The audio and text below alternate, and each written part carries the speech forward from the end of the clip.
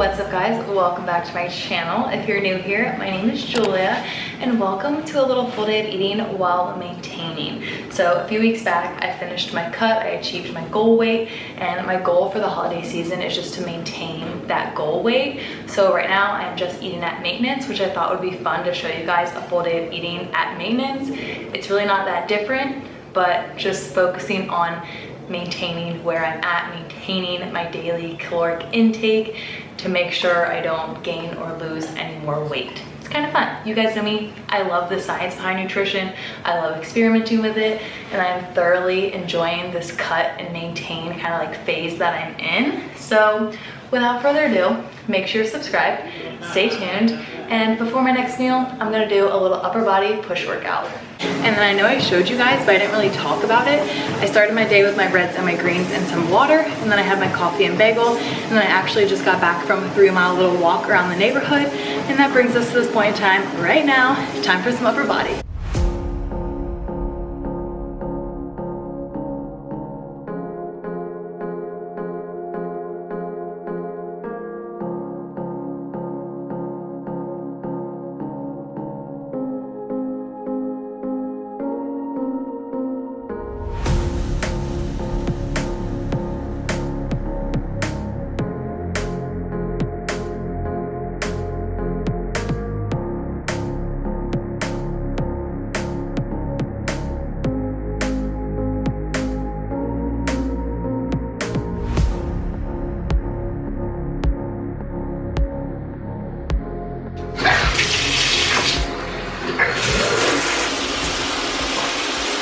All right, clearly I am fresh out of the shower. Post-workout is a salted caramel Fairlife protein shake.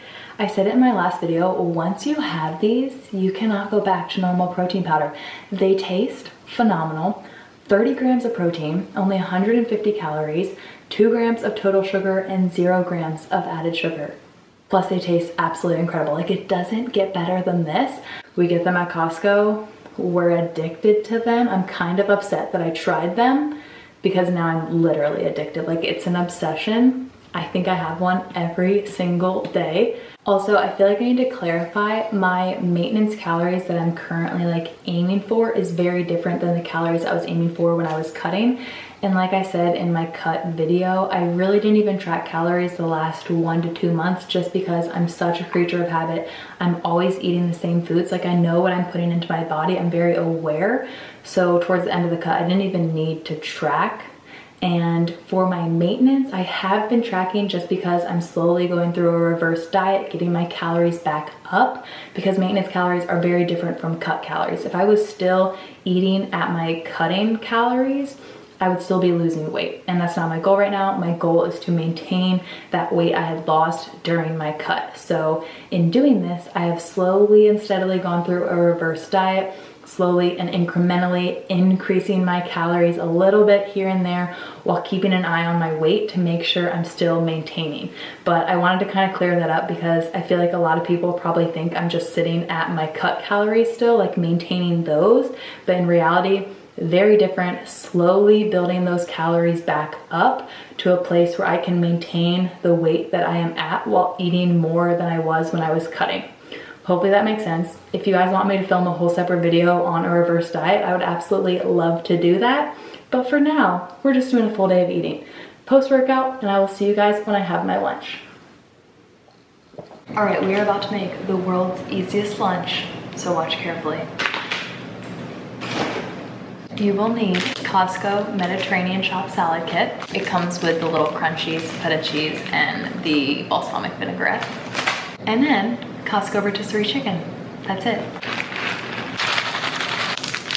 I like to heat up my rotisserie chicken a bit so it's in the microwave.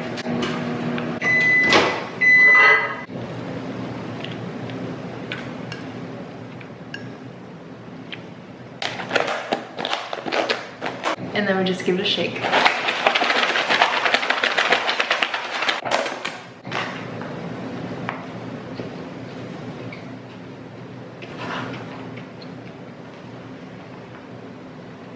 Hits the spot every freaking time. And for today's lunchtime dessert, I'm gonna have probably about half this bowl of fresh cut pineapple. Good evening. Clearly it is way later, and just disregard the fact that I literally look bald right now. My hair is slicked back with some argan oil in it in a braid. I also need to confess, I did snack on some celery and Ifka hummus while I was working on the computer, and I completely forgot to show you guys. So just know, I snacked on celery and hummus. But now it is time for dinner, and I'm gonna be completely honest, I fully intended on just having some homemade chicken noodle soup or homemade turkey chili because I prepped a ton of those things this weekend. But then Cameron requested his favorite seafood pasta dish. And I couldn't say no because it's so freaking good and so simple to make. Like, it's literally one of the easiest recipes ever. Pretty much all my recipes are easy because I don't measure anything. I just kind of wing whatever I'm cooking and season it a bunch and hope it tastes good. But this recipe is so freaking simple. You're gonna need seafood of some sort, preferably like a shrimp, a scallop, a mixture. We get the frozen seafood blend from Trader Joe's that has shrimp, scallops, and calamari. And then obviously you're gonna need some type of pasta.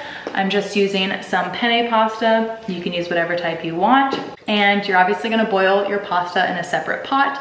And then you're gonna need a pan to cook your actual seafood in. And when it comes to the seafood, you can kind of do this however you want. It's kind of like a white sauce or like a clear sauce. I'm sure you could do this with like white wine and lemon juice, but I never have those things on hand. So I literally just cook my seafood in some extra virgin olive oil, some minced garlic, and I grab like a little bit of the juice from the minced garlic and toss that in the pan as well. And then some red pepper flakes, parsley, and then of course the holy grail of seasonings. Literally everything I cook has salt, pepper, and garlic powder on them. So I season it with those as well. But it's literally so simple because the seafood takes literally 2 minutes to cook, maybe 3 minutes. Season it in all of that goodness, toss your desired amount of pasta in, and your meal is ready to be served. It is so freaking good. And then if you want it to be a little bit more brothy, you can add in some of the pasta water after you're done cooking your pasta, and it'll kind of make it like more soupy. Hopefully that makes sense, but that's how the recipe works. Dinner is served. All right, the day is winding down, and that brings me to my last meal, my last beverage, my dessert, which is hot chocolate tonight. And this hot chocolate in particular, I am a big fan of. I actually just found it for the first time the other day. It is the Trader Joe's organic hot cocoa mix. It shocked me at first, okay? I was expecting like a Swiss Miss taste, you know, like just a generic hot cocoa taste. Not that I was hoping for that, but I was expecting that, you know? I was so wrong. I was blown away. This is like a much darker, richer, like healthier tasting hot chocolate, but in the best way possible.